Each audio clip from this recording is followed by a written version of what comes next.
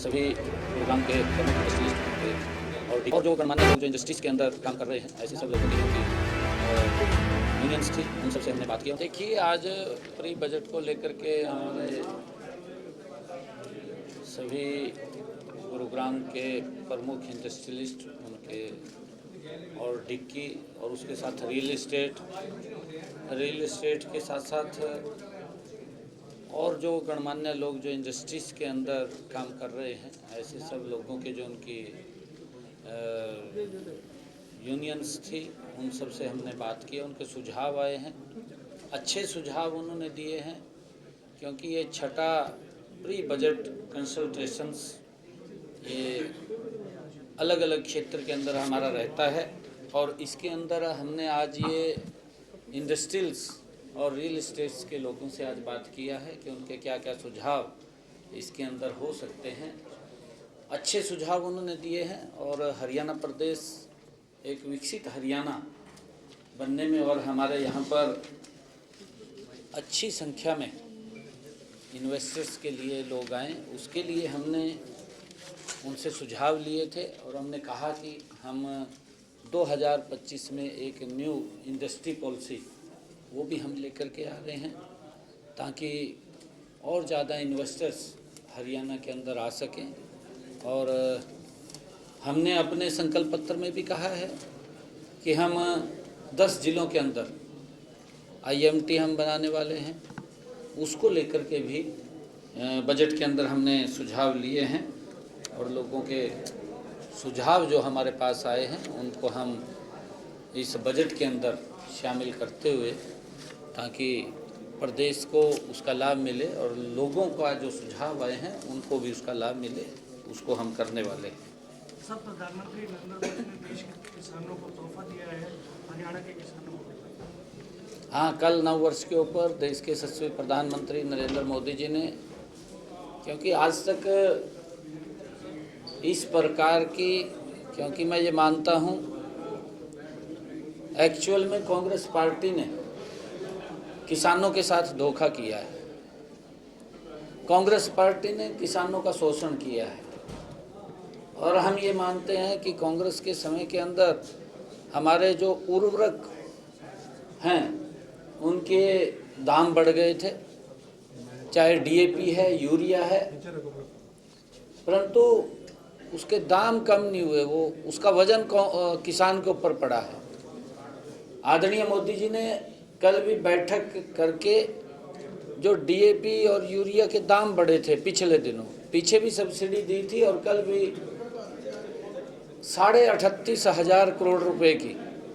Subsidy का ऐलान किया है। हम स्वागत करते हैं इसका, हमारे किसानों को बड़ा लाभ वो मिलेगा, उनके ऊपर कोई दबाव नहीं पड़ेगा, उसके खर्चे कम होंगे, उसकी इनकम बढ़ेगी, उसकी पैदावार ज़्यादा होगी।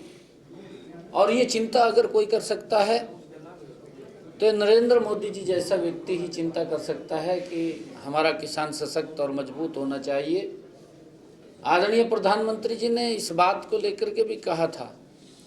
कि हमने 4 स्तंभ के ऊपर काम करना है देश के अंदर। किसान है, जो उन्होंने ज्ञान की बात कही थी, गरीब है, युवा है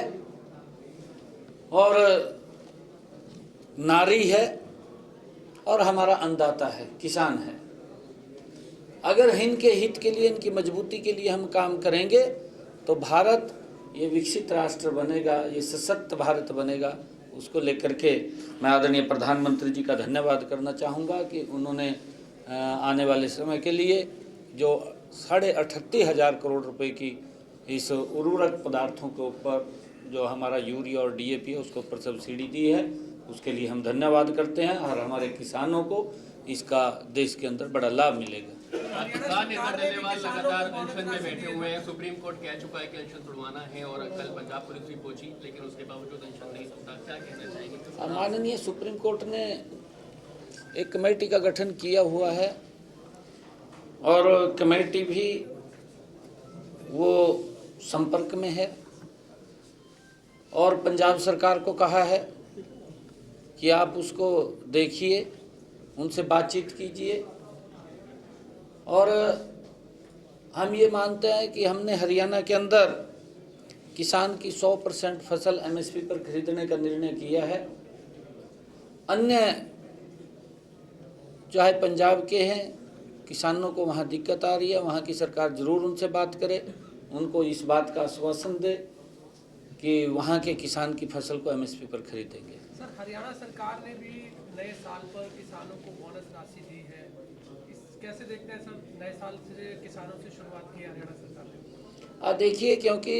धान की फसल के कारण जिस प्रकार से बरसात कम हुई थी और हमारे किसान का खर्चा ज़्यादा हो गया था, उस खर्चे को कम करने के लिए प्रति एकड़ 2000 रुपये वो बोनस के रूप में किसान के खाते के अंदर पहुंचाया है। लगभग 1000 करोड़ के करीब में ये किसान के खाते के अंदर गया है, क्योंकि हमारी सरकार किसान हित के लिए, किसान की मजबूती के लिए निरंतर काम कर रही है और आगे भी करती रहेगी। ये क्योंकि कहीं पर भी अगर कोई दिक्कत परेशानी आती है, जैसे अभी बेमौसमी ये बरसात हुई है और बरसात के अंदर ओलावृष्टि हुई है, ओलावृष्टि के कारण कुछ हमारी फसलों को नुकसान हुआ है। हमने पोर्टल को उसको खोला है ताकि लोग जो उनका खराबा हुआ है, क्षतिपूर्ति पोर्टल को हमने खोला है, उसके ऊपर रजिस्ट्रेशन कर सकें और उसका